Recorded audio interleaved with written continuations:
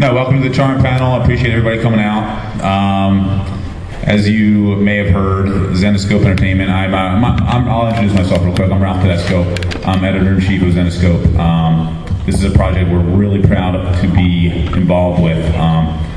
CBS has been great to work with, and I really just thrilled to have this license. Something we've been aiming for a long time. It's taken a while. Let me introduce everybody here who's up on the panel board with me, and I'll let them tell you a little bit about themselves real quick and what they do, etc., etc. First, I have to my left, Milan. How do I say your last name? I always mess it. It's Milan Pervanov. Yeah, it's Milan. I'm sorry. This is horrifying. Milan, you want to tell them a little bit about what you do with Charm? Sure. I'm the colorist on Charm. And I've also done some film work for Group Fairy Tales, and I'm also DC colorist. I worked on Mad Dog, just rolling, not to plug it in. No, you can plug. But yes, I'm the primary colorist on Charm, and it's been a blast to work on. I've been coloring for 4 years, and Charm, I think, David Hoover's stuff is some of the best stuff I've worked on. My personal favorite, anyway. So it's been a blast to work on. Yeah, and Milan's brought a lot to the project. We were lucky to find him and for him to be available. So we're really glad to have him on this series. To his left is Paul Ruditis. I got his name correct. Paul is the writer, the head writer, I should say, of the series. Paul, why don't you give him a little background about yourself? Well, I'm a Charmed novelist, and I've done the episode guides for Charmed. Basically, I've written about a half a dozen books from Simon Spotlight's Charmed publishing program. I've also done some young adult books. I have a young adult series called Drama that's being re-released this fall in a 2-book pack called The Devils and the Diva. And I don't know what that means, I didn't title it. But I've done a lot of licensed publishing also. In addition to Charmed, I've worked on Buffy the Vampire Slayer, Alias, Sabrina the Teenage Witch. I do a lot of witches stuff. And that's pretty much who I am. And to Paul's left is the one and only Mr. Raven Gregory. Thank you. Yes, very excitable. Raven's done a lot of writing for us at Zenescope. He penned the Wonderland series, which I don't know if any of you guys are familiar with. We do a dark twist on Wonderland, and Raven did that series for us. It was a trilogy that had gotten some really, really great reviews. And Raven's a really brilliant writer, despite his looks up here. And his blonde locks. He's actually a great writer, and I wanted to team him up with Paul because Paul hadn't really written in the comic book form before. He'd written a lot of novels, especially Charm novels, etc. So he knows the world inside and out. But I wanted to team him with a writer who really knew how to stage visuals in the comic book medium, and Raven was the guy. But Raven, I'll let you tell him about yourself. What he said. Raving about you. That covers basically everything he said. I'm the executive editor over at Zenescope. Like he said, I wrote the Wonderland trilogy, The Waking, various Grim Fairy Tales, and it was Ralph's idea to actually team me together with Paul. As he said, he hadn't written in the comic book format yet, so just to kind of help with the transition, and it's been a blast. It's been totally awesome. He's my Obi-Wan. He's my Padawan. So to get into it real quick, I just want to give a little background about what Zenescope is. I'll tell you a little brief history. So we publish Grim Fairy Tales, which is a dark twist on classic fairy tales. That's what we started out publishing when Joe and I started the company 5 years ago. We kind of fell into publishing accidentally in a lot of ways. We were both writers. We didn't realize we would get to this point. So the Grim Fairy Tales was our most popular title, and we're approaching our 50th issue next month, which is a big milestone for us. And we're proud of that fact. And so that's where we started. We also did the Wonderland series, like I mentioned a second ago, that Raven wrote, which is a dark twist on on the Wonderland story.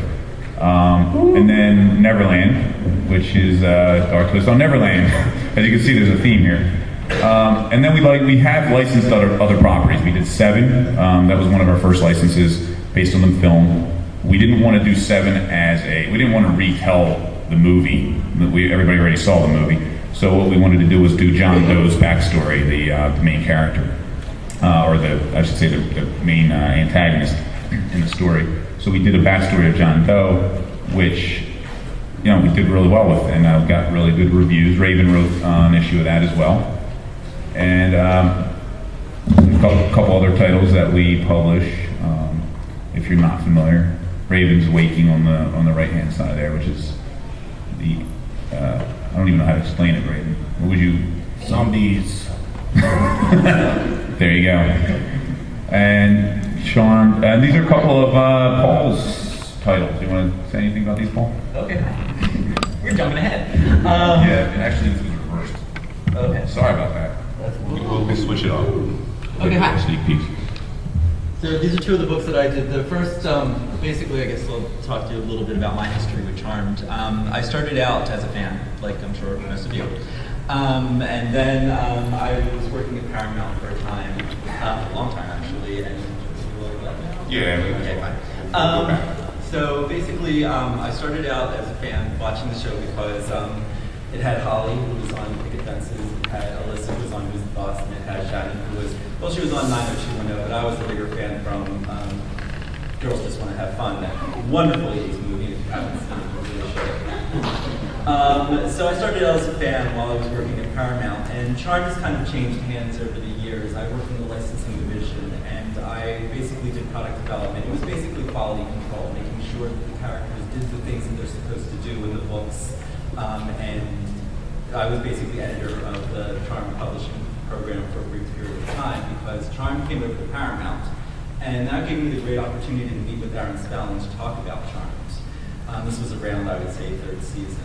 So one of the first, my first interactions on Charmed was going over to Aaron Spelling's huge office and basically finding out what he wanted in a Charmed publishing line or Charmed product and such. And it really goes to the basis of what, if you're going to do licensed publishing, you have to be true to the show. And that was basically Aaron Spelling's words when I met with him was, be true to the show, respect the characters, respect the actresses, and respect the fans. And I mean, it's pretty basic. If you work in licensed publishing, you want to do that. So he basically gave us those marching orders when we were overseeing the publishing line. And then I left Paramount shortly after that because I come out to Los Angeles to study screenwriting. And when I had gotten into the corporate world, I kind of fell out of writing. I was just working all the time. So I left Paramount to pursue my own writing career. And a few years later, I got contacted by Simon Spotlight, who was doing the publishing line. And since I already had the background with Charmed, they asked me if I wanted to do the first episode guide. So the episode guide came up because basically it was a very last-minute project, and they needed someone who knew the show and knew the world because pretty much we wrote it. Well, they asked me one week, and I believe the next week I was on set, and they were already filming the season finale, which was Oh My Goddess, parts 1 and 2 that year. So they needed someone who kind of knew the show so they could go right in and start asking questions, and immediately I knew the show. So that's how I got into writing Charmed, with the episode guide. And then that evolved into me working on the novel program. Yeah, I wanted to ask you, did you have any interesting on-set visits for the... Well, there were actually a few. First of all, when you're thrust into something at the last moment, you don't really know what to expect. And conveniently, one of the reasons I get to do a lot of episode guides, I've done episode guides for Alias, Buffy the Vampire Slayer and such, Angel, is because I'm located in Los Angeles. So you get to go do one set visit sometimes.